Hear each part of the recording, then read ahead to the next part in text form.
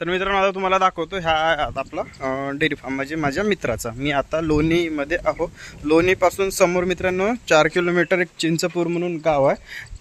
त्या चिंचपूरला जायच्या रस्त्यानी शेत आहे, तिथे हा डेअरी फार्म आहे. मित्रांनो सगळेजण इकडे शेतातच राहतात. तर मित्रांनो हा आता 3 कालवडी आता सध्या इथे आहे. तर मित्रांनो हे 3 महिन्याचे गाभण आहे आणि हे मित्रांनो आता हिला 2 महिने टाईम आहे पिल्लू देण्यासाठी आणि हे पण 3 महिन्याचे गाभण आहे.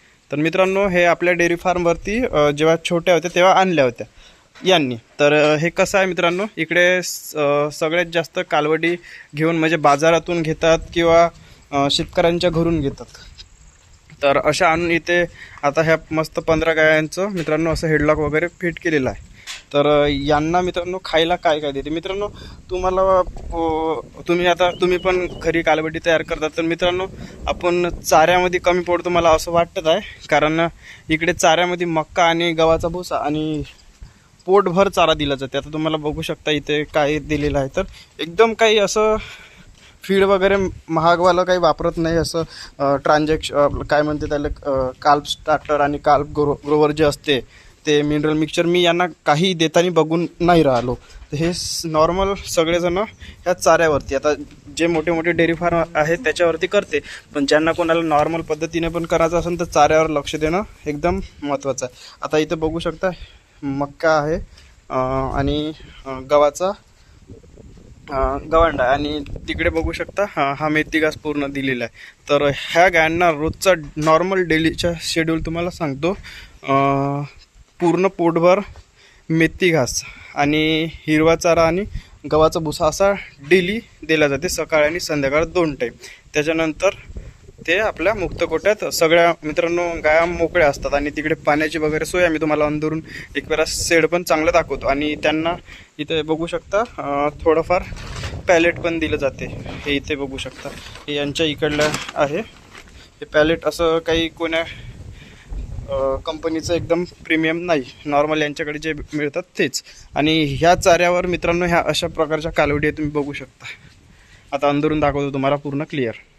हे बघा मित्रांनो इकडे सगळ्यांच्याच घरी अशा कालवडी तयार केल्या जाते आणि छोट्या आणते आणि अशा मस्त मोठ्या करून मित्रांनो त्यांना विकतात. तर आता हे बघू शकता की ती एकदम भारी खतरनाक आहे. आता जवळपास मित्रांनो ज्या गाया असतात त्या साईजच्या आता मित्रांनो ह्या कालवडी झालेल्या. अजून ह्या कालवडीला मित्रांनो अजून 2 महिने बाकी आहे आणि अजून अदंत आहे हे सगळ्या. तर साईज बघू शकता मित्रांनो काय खतरनाक आलेली आहे. तर हा छोटासा सेट आहे मित्रांनो, जर कोणाला चालू करायचं असेल तर सेट पण बघू शकता. मुक्त गोट्यामध्ये पण थोडं अर्धा मित्रांनो तिकडे बघू शकता तुम्ही सेट नाही केलं आहे मुक्त गोट्यात आणि इकडे सेट केला, म्हणजे पावसाळ्यात पण इथे जास्त चिखल होत नाही यासाठी असं केलेलं आहे. आणि इथं फ्लोरिंग जे दिसतं मित्रांनो हा 8 फूट केलेला आहे आणि फ्लोरिंगमध्ये पूर्ण असं डबे केले आहे, कारण गाय वगैरे घसरल्या नाही पाहिजे त्यासाठी. आणि हेडलॉक पण आहे. तर असं आणि इकडे पाण्याची सोय आहे. तर एक सिम्पलसा सेटअप केलेला आहे मित्रांनो यांनी. आणि हे सगळे या एरियात मी बघत आहो, फिरत आहो. तर असेच करते बाजारातून. इकडे आता हा गाय आहे, त्या कालवडी नाही मित्रांनो, त्या दुधाच्या आहे. तर अशा प्रकारे तुम्ही बघा किती मस्त छोटासा सेटअप आहे.